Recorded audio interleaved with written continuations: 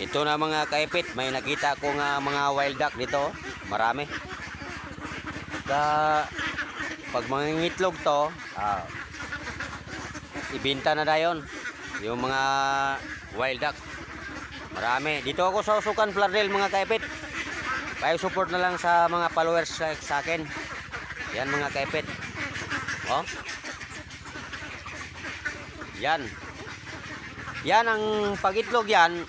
Yan ang ginagawa nga magiging balot. Yan mga kaipit.